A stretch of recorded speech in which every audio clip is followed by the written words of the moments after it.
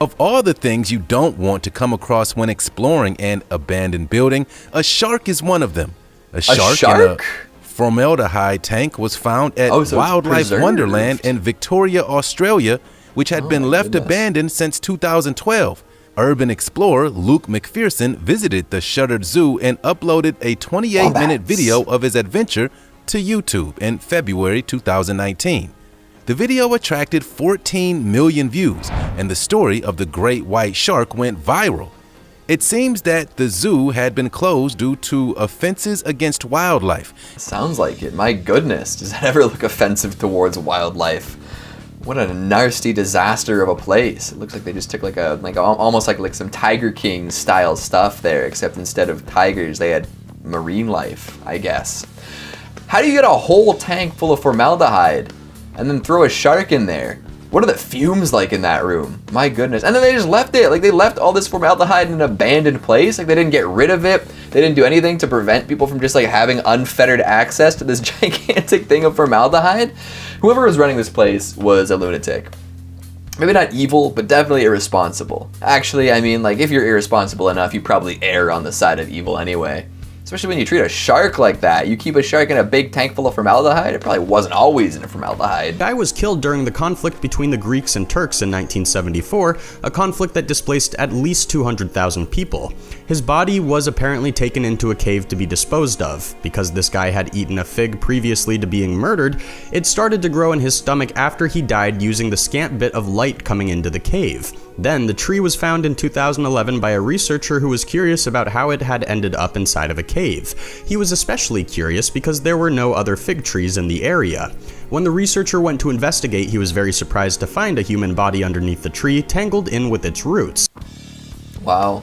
Honestly, that's the way I want to go. I want to be filled with some sort of plant matter and left to grow in a cave.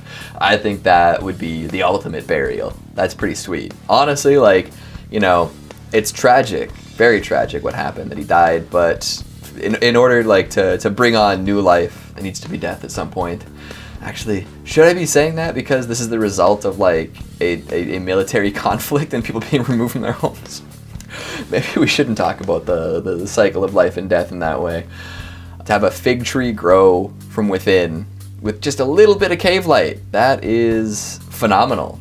Be kind of scary to find that skull, but the knowledge that something can grow from within a human like that. They had linked giant craters found in the Barents Sea to the Bermuda Triangle. The Bermuda Triangle is said to be the most dangerous area of water in the world. Thousands of planes, ships, and boats have gone missing in the area. Over the years, there have been many theories about the Bermuda Triangle, but really no one knows exactly why everything that goes near it goes missing. But these Norwegian scientists have a pretty good idea. They said the giant craters in the Barents Sea could have been created by exploding natural gas. They also say this has the possibility of being dangerous for vehicles in the area. The exploding gas could cause massive waves, which could tip over ships. And the waves could even go as high as aeroplanes, knocking them out of the sky.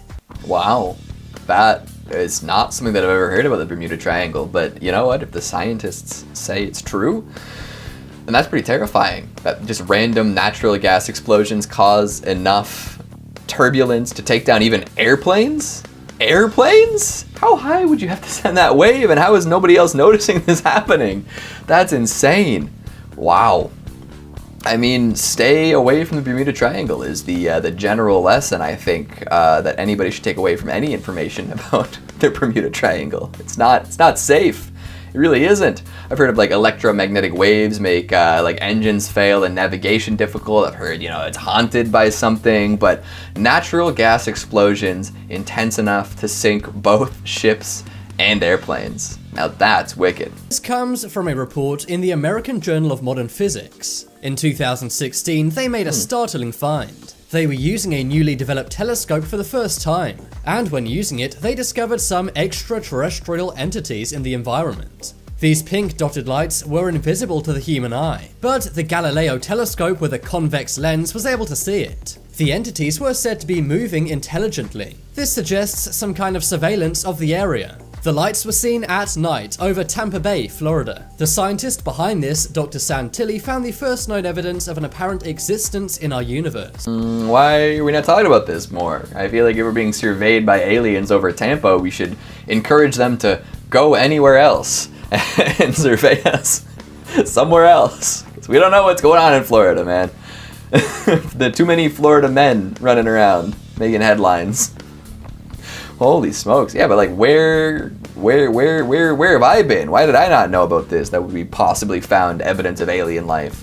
The Nazca Lines are one of the biggest mysteries in the world. They're located in Peru, and they were first spotted by commercial aircraft in the 1920s and 30s. Now with modern satellite imagery, we can get an even better picture of these lines. As you can see, there are hundreds of enormous lines. The geometric lines make depictions of animals, plants, and figures. And they were made over 2,000 years ago by people of pre-Inca Nazca culture. That's wild. That they had the foresight, the planning to be able to create something that huge, and also like do it when they couldn't necessarily like take it in all of its glory. Like I'm sure they had some way to appreciate it, but like not to the level of airplanes or satellites, right? That's crazy. I feel like, yeah, a lot of people like look back to ancient societies and like, oh, they were so primitive, but they like lived like a totally different lifestyle, right? Like they wouldn't fit in now, of course, but they had all sorts of different kinds of like technology and things to do that made life very interesting. Yeah, wild. 2019, a 1930 era building was demolished in the Ukrainian village of Choritsa. As the building was torn down, contractors realized it had been built on hundreds of gravestones. The Soviets had seemingly tried to destroy all signs of the village's previous inhabitants and constructed a building on their graves. The discovery was made nearly 100 years later, and the tombs were traced back to a Mennonite community with ancestors in Manitoba, Canada. Wow, that is there's a lot of history there. They've really spread out across all sorts. So we were in the Ukraine. We had Soviets in the Ukraine covering up this gravesite. Then we had the fact that they were actually a Mennonite community in the Ukraine, but they had come from Manitoba. Either that or they had people move to Manitoba and they were the ancestors, and this guy is saying things backwards. But either way, there's a lot going on there. That is a bit of like a crazy discovery, right? Imagine finding that like somebody just like built over all of the history of whatever your people are. That would be terrifying, right? It'd be tragic. But thankfully they did dig it up eventually and found some very interesting history. While a man was searching for rocks on a beach in Michigan in 2018, he stumbled upon a mind-blowing discovery. Sitting among the thousands of ordinary pebbles on the shore of Lake Superior, the guy found a glowing rock. According to a report from CBS News, this guy found what is known as Uperlite, and it's a rock that glows in such a way as to make it look like a fluorescent orb, or there is lava glowing through the cracks in the rock. It almost looks like something you would expect to find on an alien planet. Wow, that's pretty neat. I thought it was gonna be something like a piece of radioactive material, and the guy touched it and experienced a lot of radiation. Didn't bring his Geiger counter that day. Oh, they're very pretty. Look at them glowing. It's like if you put some light through a piece of amber or something. That's really neat. Yeah, it does look like lava. I'd be afraid to touch that, let's be real. Of bread expecting to find a pair of glasses in it, but that's exactly what happened back in 2016 when an unsuspecting customer purchased a loaf of bread, went home, and found the baker's glasses baked into it. I'm not even sure what to categorize this under. It's ridiculous, goofy, and definitely unexpected. The photo was originally posted online by a Reddit user, and since then it has gone viral. However, the baker has yet to come forward claiming responsibility for this bread mishap. Where's the photo? I want to see the photo. I want to see the glasses in this bread. I wonder if they actually cut them in half. Got a nice cross section of the bread, nice and steamy coming out. And then there's like a little arm poking out. Maybe you got the actual lens in there. Yeah, I mean, that wouldn't be very tasty to eat a pair of glasses. I don't know if anybody has tried that. If you have eaten a pair of glasses, let me know how you did it, why you did it. In 1987, some archaeologists were doing an expedition of a cave. The cave was Mount Owen in New Zealand. But as they were exploring, they found something very scary. They found a gigantic dinosaur-like foot. It was still very much intact with scaly skin and flesh. It was so well preserved that the scientists thought the animal must have passed away recently. But upon further examination, it was revealed to be 3,300 years old. Holy smokes. That thing was nasty. That's like mummified. Are we sure they can come off of like some sort of like mummified humanoid creature? That's bonkers that it was so well preserved. What do you think it was reaching for? Just the foot too, eh? This feels like something off of Superstore. Any Superstore fans out there? You know about the feet? Just finding feet? It's a bird foot though. Looks very dino-esque. That's wild. If you've never seen a pink grasshopper, you're not the only one. These things are super rare. Pink grasshoppers only exist because of a genetic mutation caused by a recessive gene. It's very similar to how albino animals are created, at least according to National Geographic. As hard as these grasshoppers are to find in the wild, a resident in Austin, Texas took a photo of one recently after randomly spotting it in her garden. It's a totally unexpected find and something that is probably not going to happen twice to the same person. These critters exist in nature, but they very rarely grow to adulthood because predators pick them off super easily. Wouldn't that kind of coloration, like, maybe, you know, make predators not want to eat them? You know, isn't that how like a lot of that stuff works? I'm no biologist. I don't know too much about recessive genes and survivability of animals in the wild, but like, I feel like pink isn't a great color to be for something tasty in the wild, right? Wouldn't you see that and think, poison? 船も堤防を越えるかもしれない。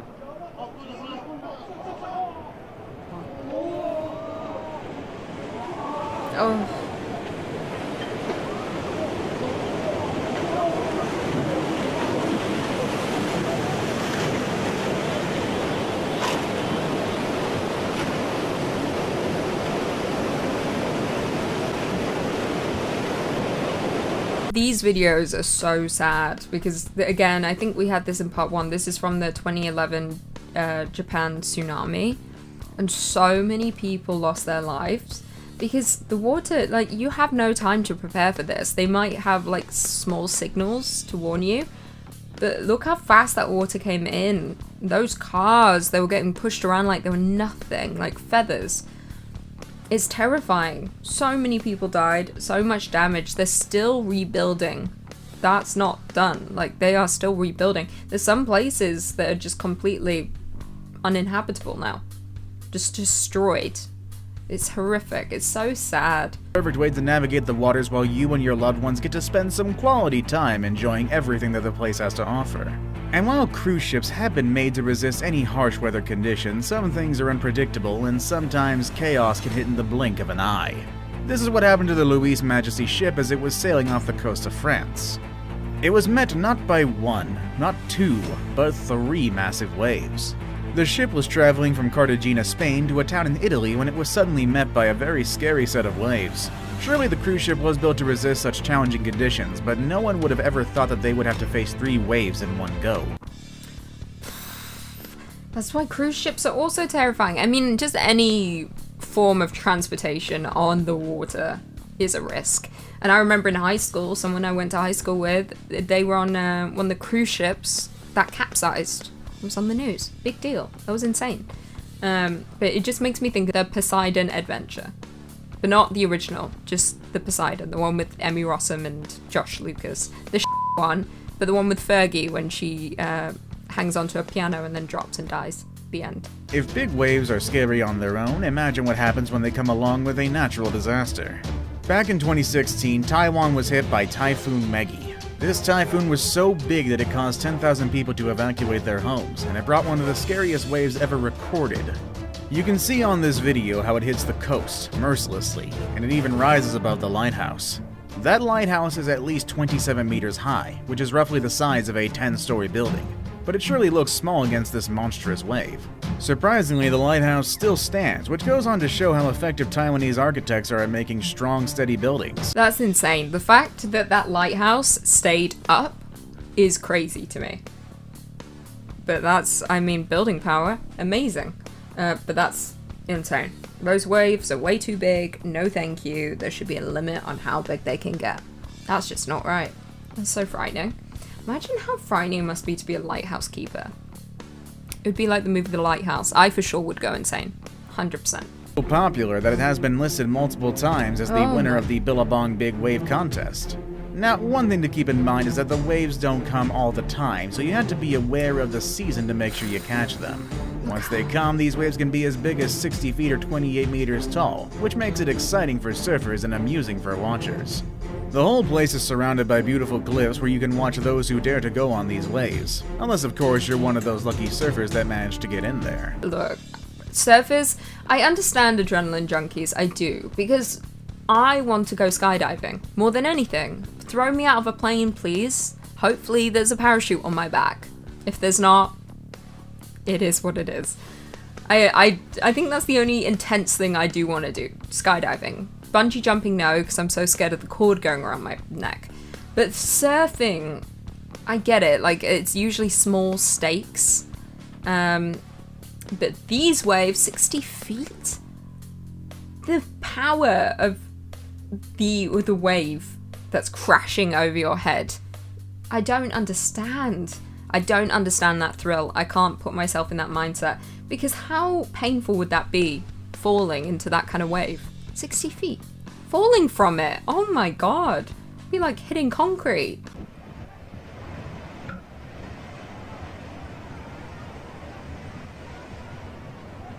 What?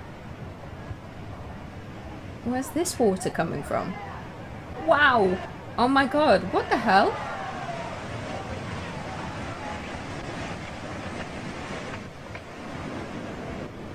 That was really confusing. This is, again, just as terrifying. But I was confused as to where the water was coming from. It looked like water was going into the water more. Like a rush of water went into the water and then it just came up.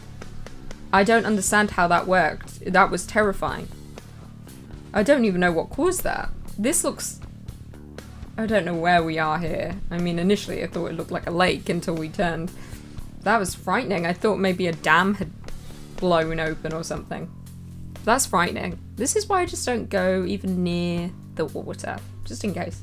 I just like to be up high. Don't get me. A group of tourists in Alaska got the chance to witness a spectacular show of glacier calving during their visit to the Kenai Fjords National Park. It all started with a bit of ice coming off the glacier, and soon enough it felt as if the whole thing was going to fall apart. Calving usually occurs when the glaciers come to an end. It's a process that can last years, and it causes the landmass to decrease, like the Greenland ice sheet, which is currently losing a lot of its ice. That's the risk when you go and see glaciers, because obviously at all times the ice is breaking off of the glacier, which is because of global warming. But I won't get into that. I know people get triggered by that stuff. And obviously, yeah, I've been on these boat trips where I've gone to the glacier to see the ice break off, and it's incredible. Like, I cannot imagine going and seeing a large chunk break off. The power that would cause such an intense wave. No, thank you. That's frightening. I would not want to be on that boat. Certainly not that. Especially considering everyone is just on the railing. Can you imagine? Bye. I'm sure a lot of people fell down. Occur in rivers around the world when the leading edge of an incoming tide race upstream against the flow of the normal current. They typically only happen in places where there's a large tidal range of more than 20 feet and can lead to some spectacular sights. At the right time of year, some become popular sites for surfers, but others can be a lot more dangerous. One place that often sees this phenomenon is the Qiantang River in China, and it's where the world's largest tidal bore happens. I feel like this is what we just saw in the last video. This might be the cause of it. Okay, so I think what he's saying here is when two currents meet and then it creates like this tide, or this giant, not tidal wave, but crazy waves. I think that's what's happening, but I don't understand where the two currents are coming from. He did explain it. Maybe I just don't understand it. But two different currents, it can even occur in a river. God damn. That's scary. That's very frightening. No, thank you. See, the water's just too unpredictable for my liking. Of buoys monitor the conditions of the water, and in May of 2018, one of the devices near Campbell Island recorded something unbelievable. During a storm, the waves reached a height of 78 feet, which broke the record for the largest wave ever detected in the ocean. While this isn't as high as some tsunamis can get, This was formed purely by the power of the wind blowing over the ocean's surface. It's one of the least studied regions on Earth because of how remote it is, despite accounting for more than 22% of the total ocean area of the planet. 78 feet the waves reached. No, oh my god, can you imagine how violently sick you would feel on that boat? Oh, the feeling in your stomach as it would drop down off that wave. Oh my god, I can't even imagine. It'd be like on a never-ending roller coaster. Coming down 78 feet, you may as well just be free-falling off a building. Holy shit. I don't know how fishermen do it. Or yeah, fishermen? People who export goods, shipments. I don't know, like, props to them because they've got bodies made of steel. Crosswaves are a strange ocean phenomenon that occurs when two weather systems at perpendicular angles meet at sea. As waves are formed by the wind, they continue in their original direction until their energy dissipates, and the result is a grid-like structure on the ocean's surface. They are extremely dangerous and difficult to navigate, and almost look unreal. They can occur virtually anywhere that there's a body of water, and are linked with a higher than normal number of shipping accidents when the vessels are caught in them. Again, I think this was similar to the other clip I reacted to, where it's different currents meeting and then creating something like this, like a grid appearance. But if you get stuck in that, you're not really getting out of it, because currents are pushing you so many different ways. You're never going to be strong enough to get out of that. That's why riptides are so terrifying. That's why they warn people not to go too far out, because once the current takes you, you are not strong enough to go up against it, no matter how good a swimmer you are. Sorry. It's the facts. That's terrifying. No thank you. Hello? Hello?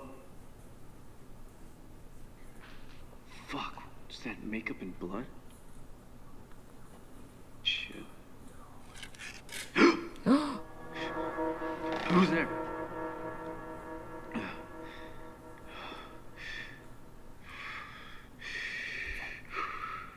Hey. Hey, kid. Ooh, no, I don't like that. Oh, I didn't like that one bit. I didn't like his face. That freaked me out. I also don't know what I was expecting with the start of this list. It wasn't this. I was expecting, you know, handheld. Maybe that's a dog sighting, you know? Whew, it's too early to be scared. It's too early to feel something, you know?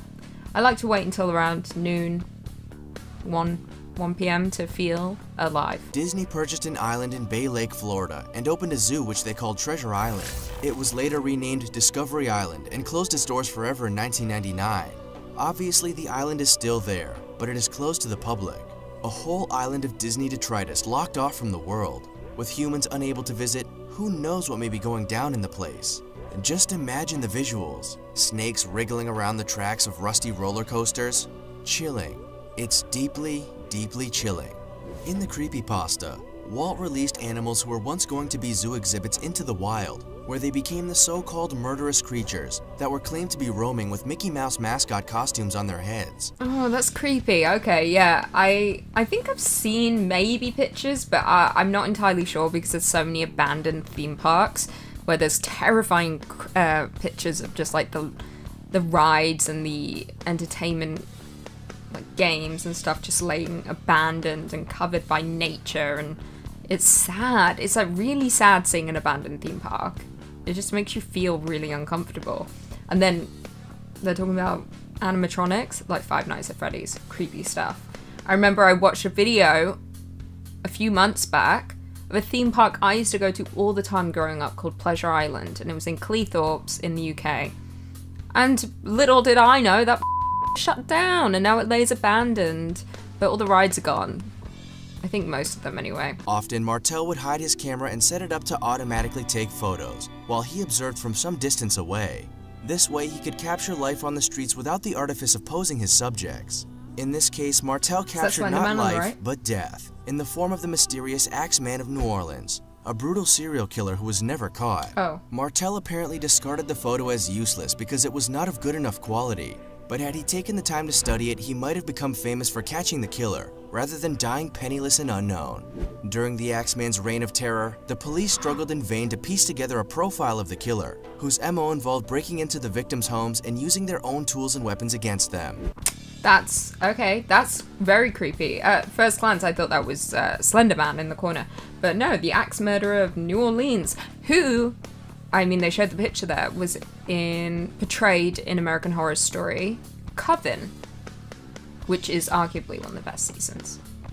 If not the best. I still think the best is Asylum, and then Coven, then Murder House, and then everything else was a piece of shit. Supposedly blood is dripping from behind the eye sockets behind the mask. His face looks a little bit like the faces of the Court of Owls from the Batman comic book storyline by Scott Snyder and Greg Capullo, if you're familiar with those characters. Eyeless Jack is infamous for being able to successfully remove a victim's kidney while they are asleep and sew up the wound flawlessly, so it is apparent that he has anatomical and perhaps even medical knowledge. He also possesses tremendous stealth and is almost never caught in the act.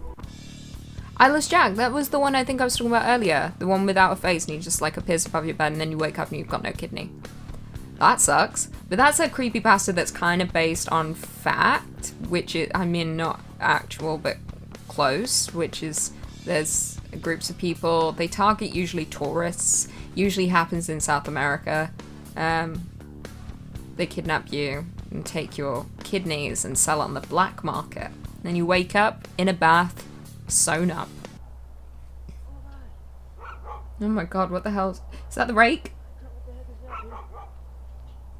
But is it the rake though? Certainly looks like the rake.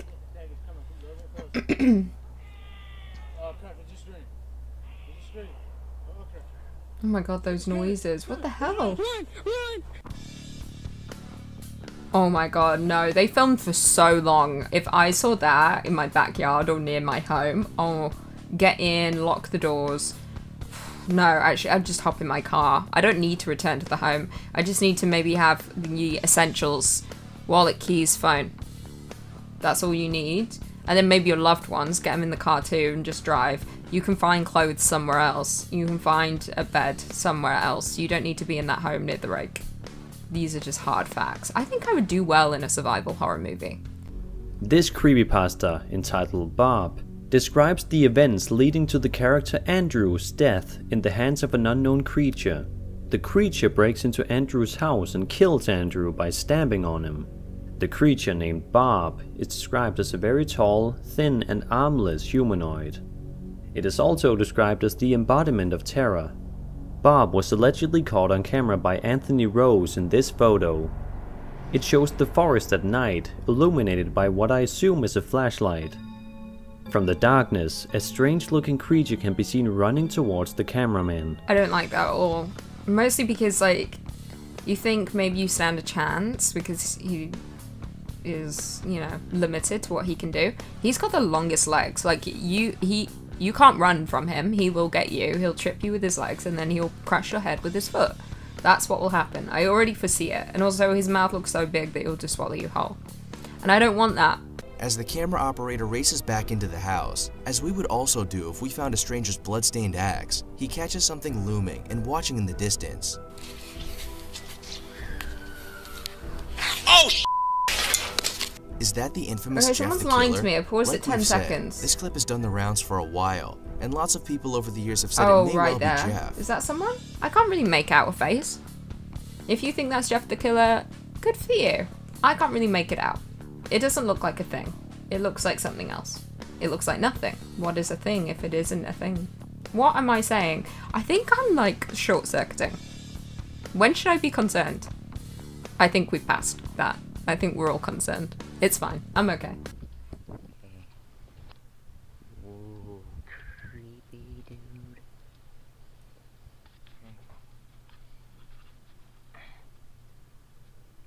What the fuck? Ooh, blood. What the fuck?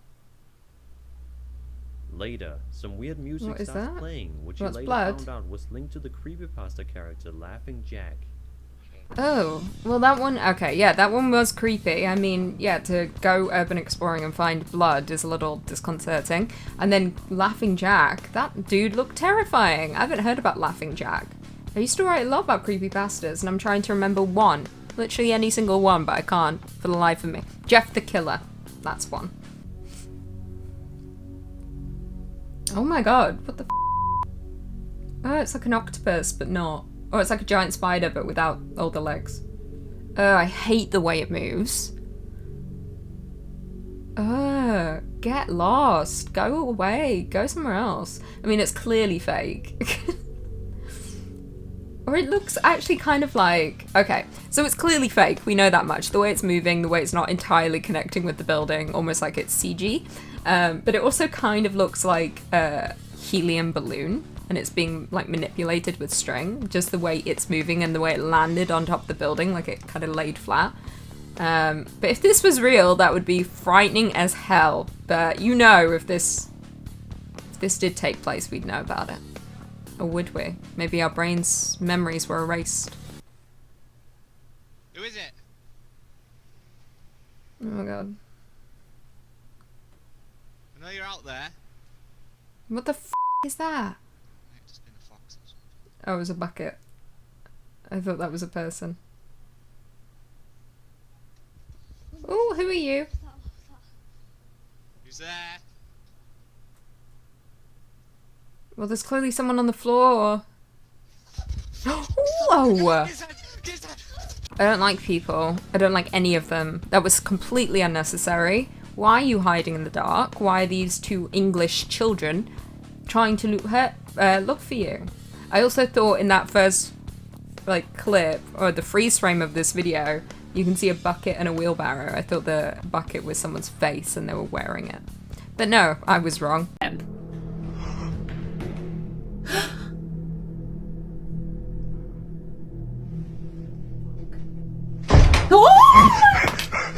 No.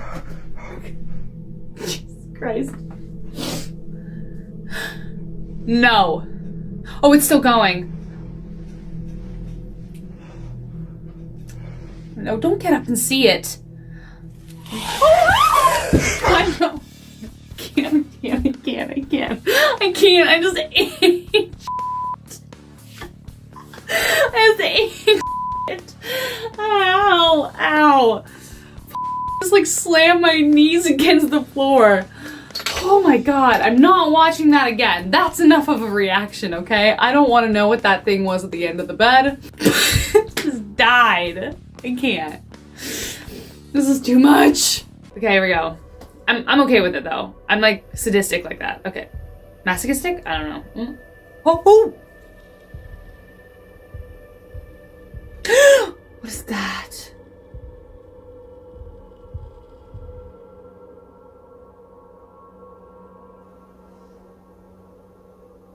It appears to be a reactive house.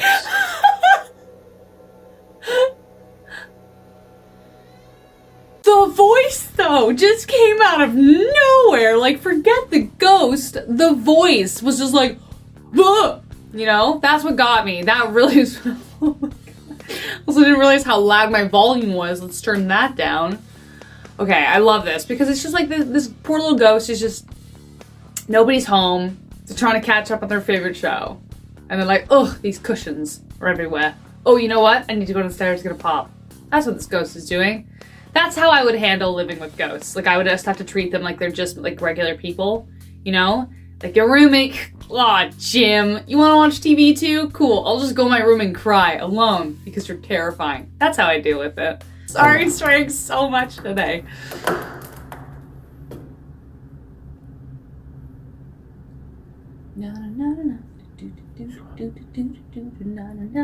Strobe light.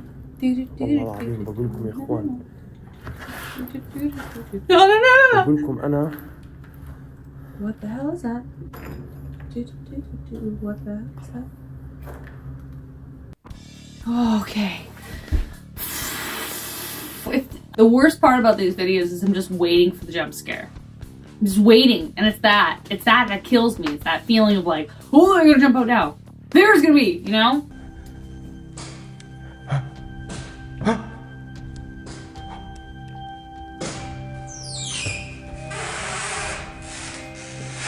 하지 마세요.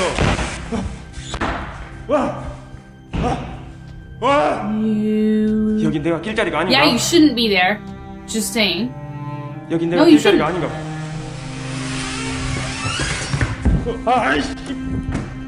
I love how he's like, should I not be here? Like, imagine if the ghost was saying, no, dude, like, come on in, we're having a party. And he's like, oh, it's like, no, that's the opposite of what we want you to do. You know? Like, imagine that's the other side of the conversation. It's like, no, honestly, I've been alone for hundreds of years. Let's have a conversation. Man, I missed you.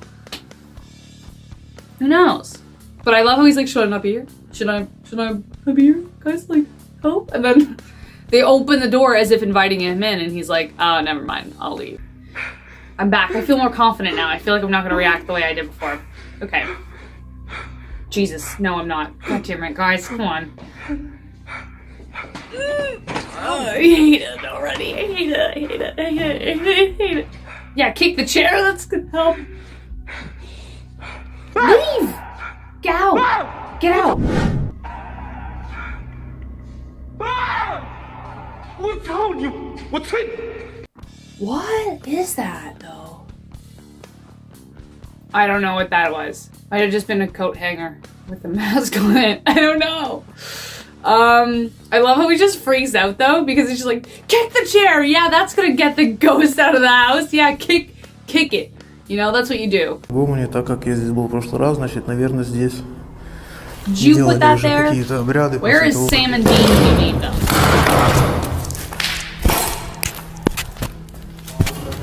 Well, someone clearly knocked it over. No, it's okay.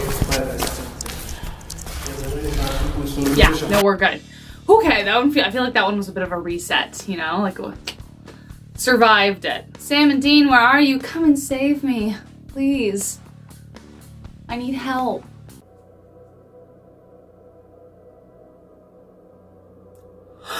Oh no! It looks like a person with possibly a hood on of some sort. But what's really strange is that the person seems to be disappearing into thin air. That's either an alien or a guy dressed up as a pterodactyl. Died that way and turned into a ghost. Because he's like, what's up, guys? That got me right away at the beginning of the video because I just kind of saw it and I was like, ooh, what's that? Oh no, that looked like somebody just kind of sneaking away. Is it a ghost or is it an alien? That's the side-by-side here. That's the question we need to be asking. Oh, is that a goat?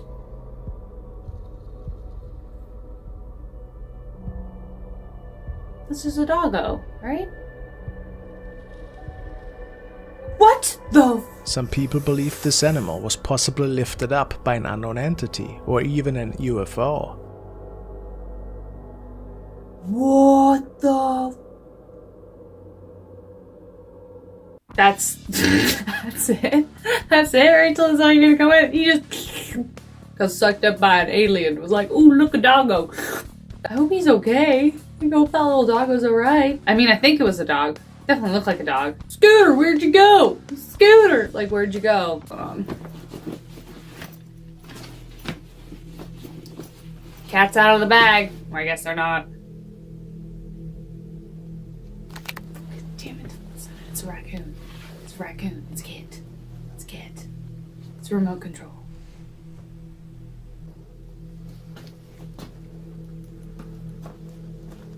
Oh, see, I don't trust it, though, because they changed angles.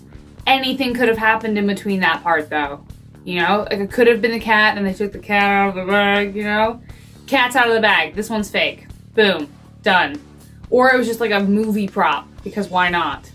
You know? But also, if you did see that in real life, and, like, again, assume this one's real, you saw that in real life, why? Just leave it in the bag. Just don't do it. Like, don't be that person who reads the haunted book. La imagen que tengo yo aquí en el canal de todos ustedes, no se vale, le pido a esa persona, como yo estoy ya registrado con Hacienda, se puede meter en un problema, al igual como lo hicieron con Vanessa. I just paused it at 13 seconds. I mean, it kind of looks like somebody in, like, a hockey mask. Not a hockey mask, that's not true. Like, you know, like the ski masks. You know what I'm talking about. You get it. I feel like that was just the flowers, actually. I do actually feel like that was just the flashlight shining like through the holes in the flowers and kind of creating like a shadow on the back of the wall at the right height. So when he moves the light, it just looks like that's what's happening. Like the shadow is just adjusting to the way the lights reflect. Debunked, personally, for me. That looks like a snake person already. Oh, whoa, it just starts running.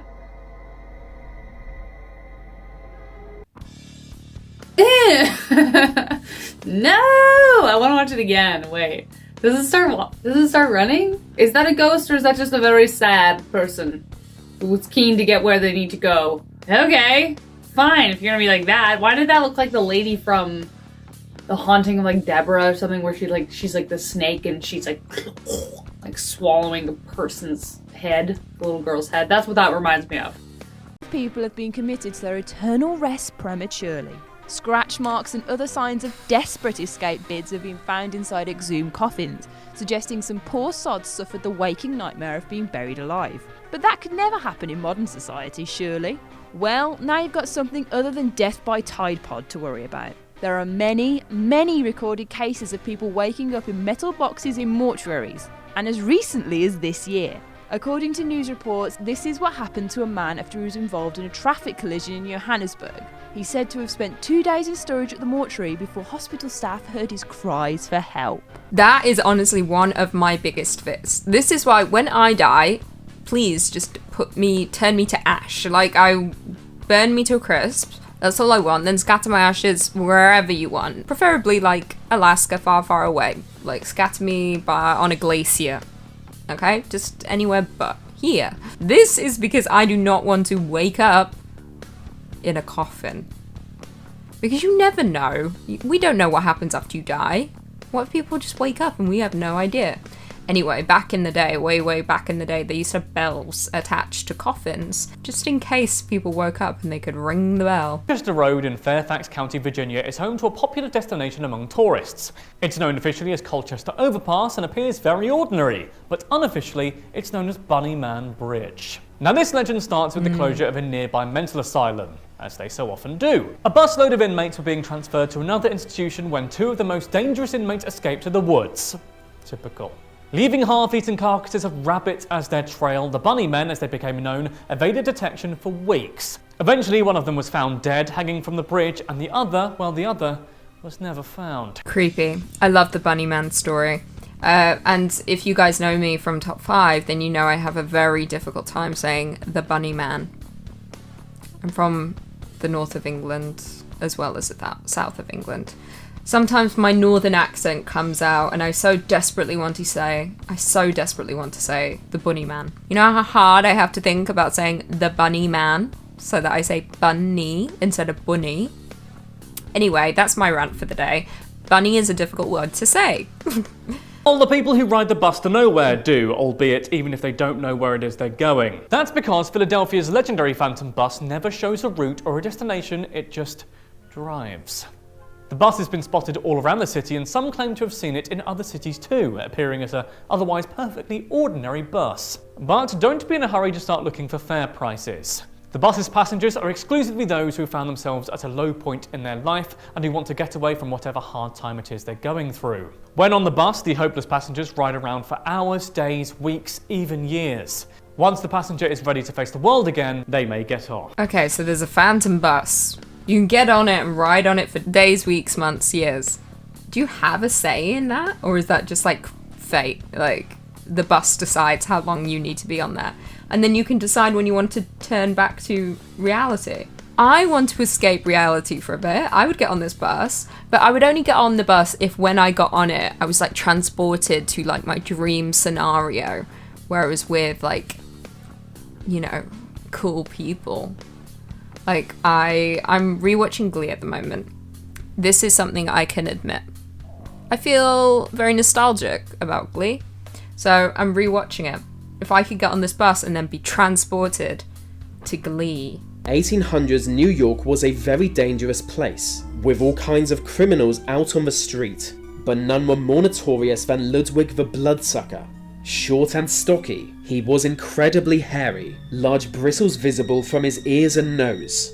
But despite his appearance, Ludwig was not entirely human. Every night he preyed on drunken locals, waiting outside bars to lure his chosen victims somewhere quiet. When hidden, he would cut their throat and drink their blood as if it were wine. So Ludwig was a vampire. That much we know. That is frightening. I haven't heard this story before, and if I have, I've forgotten it. Which may be the case, because I tend to forget most things to the point that people think it's borderline a problem. I think it's fun. You never know what I'm gonna remember. Anyway, this dude was a straight up vampire, clear as day. Has he been written about? Is this a thing? We speak about him? I don't know. I don't think I've spoken about him before. 1944, a strange figure began to terrorize the small town of Mattoon. Tall and unusually thin, the man dressed in all black and prowled the streets at night, holding a large flit gun. On choosing his victim, he would pump some kind of toxic gas into their home, before disappearing into the night. Dozens of people reported being attacked by the Mad Gasser, awakening at night to a strange smell. Some were unable to move, as if paralysed by the gas, but others were able to reach a window, from which they witnessed their attacker escape. Before long, locals took to patrolling the streets at night, and the Mad Gasser was never seen again. I've never heard this urban legend before. So essentially a man was going house to house and gassing people. That's terrifying, because that's something like... The thing about urban legends is there is like a level of fiction to them, where you're like, this is kind of scary, but would probably not happen. This is one where I could imagine that there's like a psychopath out there going house to house and like turning on people's gas and having them die. That feels a little too real for my liking. I don't trust people. Foul odour in their room. They report it to the staff the following morning, who quickly establish the offending smell is coming from under the bed and thankfully not the suspiciously stained mattress. Nothing good ever came from looking under the bed in a seedy guest house, and in this story it's no exception. The staff reveal the couple spent the night sleeping over a rotting corpse, crammed into the bed base. The truth to the tale is that unfortunately for the guests involved, this happened on more than one occasion. Bodies have been discovered under beds in hotels in Vegas, Florida, California, New Jersey, and other locations across America. That's yeah, this became a weird theme and a weird event that kept happening to people, where they would stay. It was usually seedy motel rooms, and something would smell. They would look under the bed, there'd be nothing there. And then I remember, I think there was one story where someone found a hole in the mattress, and then there seemed to be blood. And then inside was a dead body. In Beaver Dunes Park, just northwest of Oklahoma City, lies Shaman's Portal. But you may know it by its alternative and rather eerie name of Oklahoma's Bermuda Triangle. It's a rather apt name, to be honest, since according to this legend, people have been disappearing from here for centuries. These mysterious occurrences have been attributed to the fact that Beaver Dunes Park was built on an ancient Native American burial ground. Yep, that old chestnut. Stories about disappearances go as far back as the 1500s, when Spanish conquistadors were travelling through the area looking for gold. They then disappeared without a trace in paranormal flashes of green light, and well, disappearances continued thereafter. Honestly, I believe in this stuff. I believe in like Bermuda Triangles and weird occurrences and people disappearing. Because at the end of the day, when you think about the universe, nothing makes sense. Yes, science makes sense. But when you just try to like think about everything large scale, like the universe, like where did the universe come from? We can get into the discussion of religion, but we won't. Nothing makes sense. So other things have to be at play. Like, if a whole universe can be created, then other things can also take place in this world, such as people getting, teleported to other universes, people disappearing, showing up somewhere else. I believe it. An old man and his dog. Waking up in the middle of the night, he saw a strange creature watching him. A little bigger than his dog, the creature had thick brown fur, pointed ears, and bright red eyes. Terrified, he slashed at it with a knife, cutting off its tail and sending it running out of his cabin. Still hearing it scream in the distance, he cooked up and ate the tail. unable to turn down a free meal. Then the next night, he heard loud scratching on the outside of his cabin and a deep demonic voice. For hours he heard the same sentence repeated. Give me back my tail. This werewolf dog thing is a person? This may be like American Werewolf in London. American Werewolf in Paris? London's the first one, Paris is the Anyway, dude shouldn't have cut off his tail. Dude should have just died, you know? Sometimes you've just got to let death come to you. If Final Destination was anything, when it's your turn, it's your turn. Don't know how we got there. Pulling over, the man got out and ran over to help, disappearing into the trees. Now alone in the car, his date simply waited for his return, but she had no watch, and it seemed to go on for ages. Turning on the radio, she heard an emergency report that a lunatic had escaped from a nearby insane asylum. He was an especially violent man, with a hook for a hand, and no one knew where he was. The moment that news report ended, she noticed a loud thudding noise on the car roof, and so she leaned out of the window, looking up to see a naked, hook-handed man holding the severed head of her boyfriend. This is a classic. This is an urban legend everywhere, I feel, but probably, mostly popular in America. I first heard about this urban legend from the movie Urban Legend. I think. But yeah, this is the classic of a couple go driving, they hear a noise, guy gets out, he doesn't come back, and then usually the woman hears scratching on the top of the roof, and then it's her husband hanging. That's usually how it goes. Can't remember the hook bit. I've already forgotten what they said. But yeah, this all went down in the movie Urban Legend, which is a great movie because they cover all of the most popular urban legends, and then the characters get killed off one by one in those grisly ways.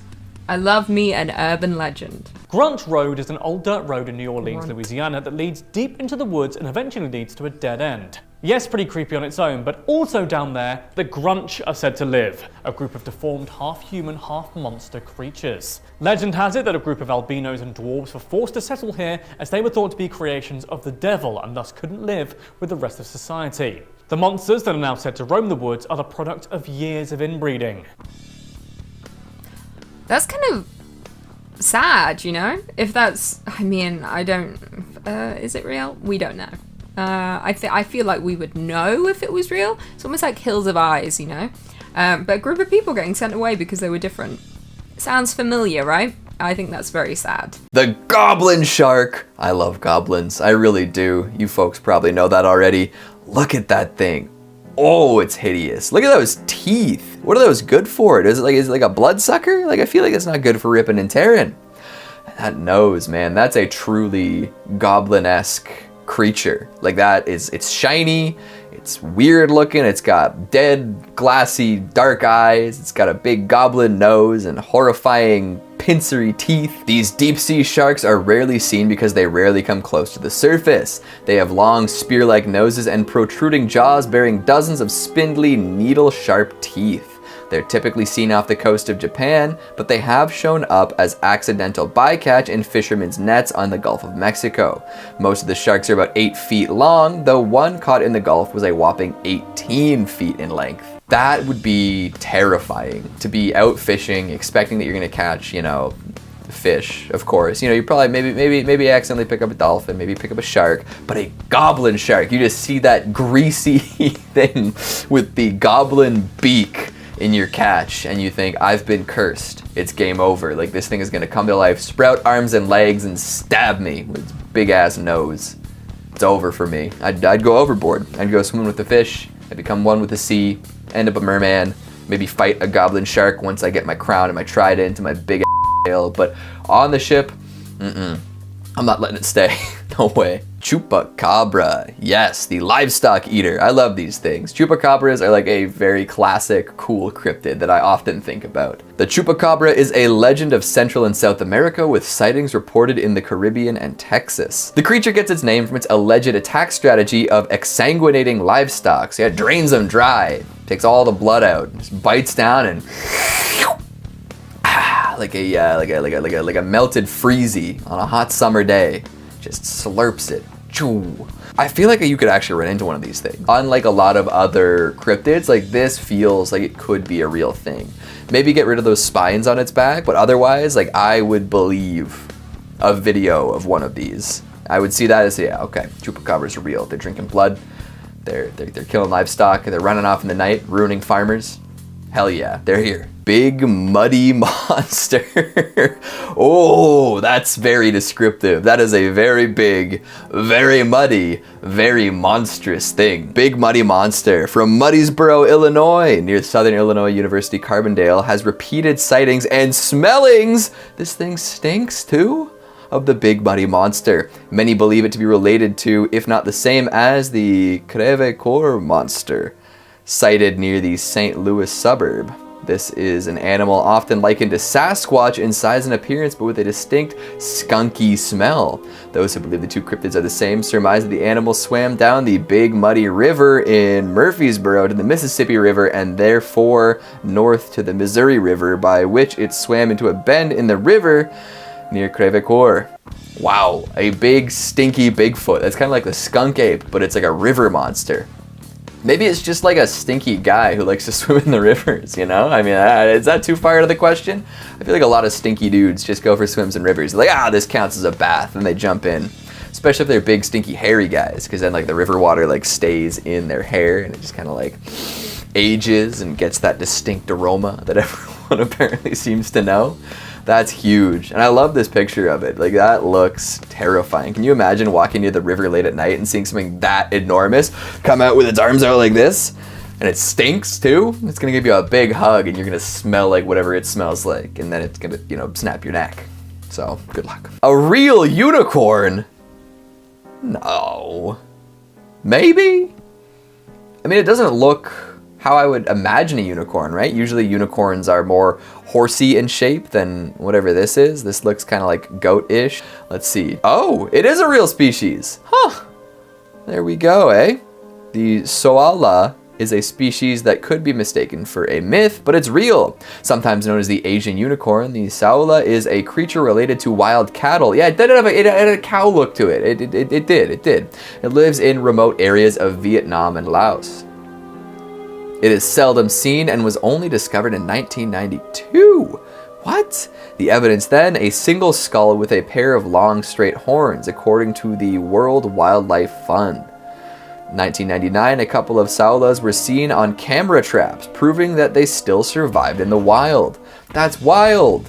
That's crazy. Although they did say there's two horns. We still haven't found that elusive one-horn creature. Maybe someday. Maybe we'll call the goblin shark the unicorn of the water for now, because it's got one big nose that counts as a horn. But otherwise, we're still on that 2 game. We got to get it down to 1. Then we can know for sure that unicorns are roaming the earth. The Rougarou. Oh, that's a nasty rendition of that. I've seen like a bunch of kind of like cheesy looking ones before, but that looks sick. My goodness, this is like the Louisiana werewolf, right? Yeah, here in Louisiana, the local cryptid is the Rougarou, which has many spellings and derives from the French loup-garou, which literally means werewolf. Although relatively common across the French-speaking world, like so many things, it appears to have gained particular prominence in the swamps of Louisiana. Oh yeah, I mean, that's like an extra scary werewolf, right? Like either a French werewolf, which will, get mad at you for mispronouncing things and just be generally surly and smoking cigarettes. I don't know, maybe there's a Quebec werewolf, a loup-garou. That would be even scarier. As a guy who went to school in Ottawa, the Quebecois didn't take too kindly to a young lad crossing the border. And of course, the Louisianan werewolf in the swamps. There are so many good urban legends, cryptids, etc. out of the swamps, man. Good stuff. The Jersey Devil. This one's a legend, eh? Like, I've heard about this one lots. The Jersey Devil, also known as the Leeds Devil, is a legendary creature said to inhabit the Pine Barrens of South Jersey. The creature is often described as a flying biped with hooves, but there are many variations. The common description is that of a bipedal, kangaroo-like or wyvern-like creature with a horse or goat-like head, leathery bat-like wings, horns, small arms with clawed hands, legs with cloven hooves, and a forked tail. This thing is just a chimera, just the modern chimera. No more myths and legends. This is happening now. Is that what the Jersey, like the New Jersey Devils, the hockey team, is that what they're named after? Because that would be cool. I guess I mean, it could just be Devils because like it's like a sports thing, but like it'd be cool if it was this because they've got like forked things on their logos, right? Could be his forked tail or a pitchfork. Either way, do you think people like run into these often? They're pretty freaking nasty looking, eh? Imagine seeing that on your hike, you know? It's like you're expecting to look up and see a bird, you know, maybe like a squirrel. No, it's awful amalgamation of like 8 different animals just freaking you out. You're not gonna forget that. Old Ned. Oh, this is a really old Ned, like supremely old based on this drawing of it. You don't get things like this that aren't in textbooks, let's be real. Old Ned. From Lake Utopia, New Brunswick. Oh, it's Canadian. Apparently there's a monster in that lake. Old Ned, they call him, and sightings go back into local and indigenous folklore. My grandfather claimed to have seen it as a boy, serpent-like and scaly, and swimming very quickly across the lake. You can well imagine that hearing that story, the imagination of 6-year-old me latched into what that must have been like for my grandfather's 10-year-old self back in the 1920s. Yeah, there we go. This is old Ned, elderly Ned. 100-year-old Ned. My goodness. That is, yeah, that's like it's like a Nessie style snake thing. Big old teeth, some fish breath. I bet you they just saw like a big thing and it was like late at night, so they kind of only caught like a glimpse of it. Saw big Ned. Big old Ned, sorry. You think you could eat old Ned? If they saw it in the 1920s, do you think old Ned's still around? I'd like to meet old Ned. I'd like to go out to New Brunswick and take a nice swim with old Ned. I bet you he's friendly. Ah, the Loch Ness Monster. What a classic. I don't know how anybody could be scared of the Loch Ness Monster at this point, you know? It just seems like such a friendly thing. It looks like it's like a really chill dinosaur hanging out in the water, pokes its neck out, looks around. Hey guys, how's it going? See you later. Then it's gone, you know, goes eat some fish, hanging out some more. I don't know. Anything in a lake, you know? I feel like lakes can't be that's scary. I guess like eels are pretty nasty, but otherwise, lakes are pretty chill. Another mythical monster that has provided ample opportunities for commercialization, Nessie is a lake creature said to live in the depths of Lake Loch Ness in the Scottish Highlands. The murky, frigid lake is prime monster territory. It is up to 755 feet deep, providing plenty of space to hide. God, yeah. But Nessie sightings are more often shown to be rotting logs or mere imagination or hoaxes. The most famous piece of Nessie evidence was a photograph taken in 1934 supposedly showing Nessie's long neck extending from the surface of Loch Ness. Yeah, we're coming up on the 100-year anniversary, you know, give it a decade or so.